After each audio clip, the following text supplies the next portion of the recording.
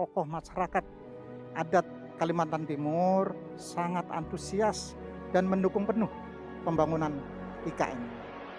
Kami atas nama Sultan Kutai Kartanegara mendukung penuh 100% diadakannya pembangunan IKN. Kami sendiri dari Kesultanan Pasir menyambut dengan antusias IKN dan kami memohon segera dibangun ibu kota negara baru ini. Karena kami yakin dengan perpindahan ibu kota baru, mudah-mudahan membawa wajah baru dan martabat di dunia. Kita menerima dengan senang hati IKN ini. Nah, dengan IKN ini tadi kita menyampaikan aspirasi masyarakat. Masyarakat suku Dayak mengusulkan Basuki Cahayapurnama alias Ahok yang kini menjabat sebagai Komut Pertamina sebagai salah satu kepala badan otorita ibu kota negara baru yaitu Nusantara di Kecamatan Sepaku, Penajam Pasir Utara, Provinsi Kalimantan Timur. Basuki Cahayapurnama diusulkan menjadi kepala badan otorita ibu kota negara Nusantara. Bagian dari 5 poin pernyataan sikap disampaikan Kepala Adat Dayak Kenya Ajeng Tedung saat diterima Presiden Joko Widodo di Bandara Sultan Haji Muhammad Sulaiman Balikpapan, Kalimantan Timur. Coba kita perhatikan, setiap kali ada pekerjaan besar dalam sebuah pemerintahan, nama Ahok atau Basuki Cahayapurnama selalu tidak ketinggalan. Pada waktu awal Jokowi menyusun kabinet dalam periode kedua, yaitu Kabinet Indonesia Maju, banyak mengusulkan nama Ahok untuk masuk dalam jajaran menteri. Sayangnya, undang-undang tidak memperbolehkan karena ia pernah menjadi terpidana kasus dengan ancaman hukuman maksimal 5 tahun penjara. Dari sana saja kita bisa melihat tingkat kepercayaan orang terhadap Ahok dalam urusan eksekusi masih tinggi. Ahok mempunyai kemampuan manajerial yang mumpuni. Ia tipikal eksekutor tangguh dan sistematik. Kita masih ingat saat Ahok menjabat Gubernur Jakarta menggantikan Jokowi. Kemampuan Ahok di atas rata-rata dalam membereskan banyak hal di Jakarta. Ia multitasking, bisa melakukan banyak hal besar dalam waktu bersamaan. Mulai dari menerima warga dengan sejuta keluhan mereka di balai kota, sampai mengerjakan proyek besar supaya Jakarta tidak banjir lagi. Dan penduduk Jakarta banyak merasakan manfaat ketika Ahok menjadi gubernur. Transportasi jadi nyaman, kemacetan juga jauh berkurang, dan kota tertata pelan-pelan. Sayangnya, Ahok tidak lama menjabat. Ia harus kalah karena warga Jakarta lebih suka pemimpin yang seiman meski kerjanya lamban.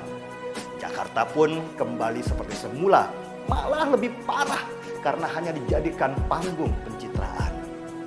Jokowi yang pernah berpartner dengan Ahok saat menjabat sebagai gubernur Jakarta sangat paham cara kerja Ahok. Ahok itu seperti bulldozer.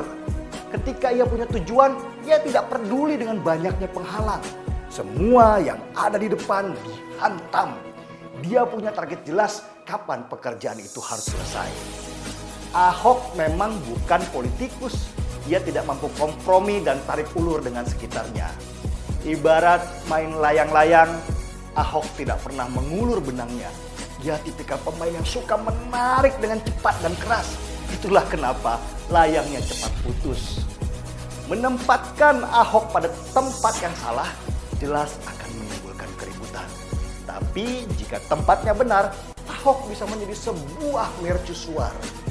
Itulah kenapa saya setuju sekali ketika Jokowi mengumumkan bahwa Ahok adalah salah satu dari 4 kandidat untuk menjadi kepala badan otorita ibu kota baru. Inilah tempat yang sangat tepat untuk Ahok. Bayangkan, ibu kota baru nanti akan dibangun dengan dana sampai 500 triliun rupiah. Dan sebagian besar dana diperoleh dengan model kerjasama bersama beberapa investor asing. Sebagai orang yang punya dana, tentu investor-investor itu ingin dananya bisa dimanfaatkan dengan efektif. Tidak dikorupsi, apalagi dibuat pesta pora para tikus berdasi. Ini berhubungan dengan kepercayaan. Orang yang memegang mega proyek itu tentulah harus mereka yang punya pengalaman dalam mengelola kota besar. Sebagai tambahan informasi, ibu kota baru dengan luas ratusan hektar itu nanti diperkirakan akan ditempati 1,5 juta orang di awalnya. Mega proyek ini harus berhasil karena akan dilihat oleh mata internasional. Dan Ahoklah yang tepat sebagai CEO Kota Baru itu. Dia punya nama dan punya karya. Juga tentu investor-investor besar itu senang karena mereka tahu rekam jejaknya.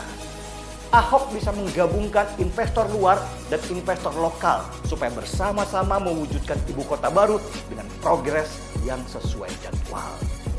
Menarik memang melihat kiprah Ahok selama beberapa tahun ini. Ahok memang pernah dipenjara karena terkena fitnah, tapi itu tidak mematikan sinarnya.